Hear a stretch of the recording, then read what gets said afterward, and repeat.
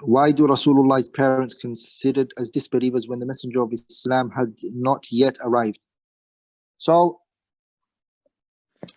there are people who are going to be asked questions Yawm al-Qiyamah, and they're either going to fail that question or they're going to pass.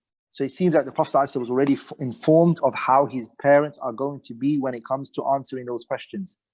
Now, also, this view that there wasn't a people who were upon the fitrah is not true. Within the Arabian Peninsula, there were people upon Tawheed. From those people, the famous is 𝗥𝘀𝘀cie ibn Nawfal.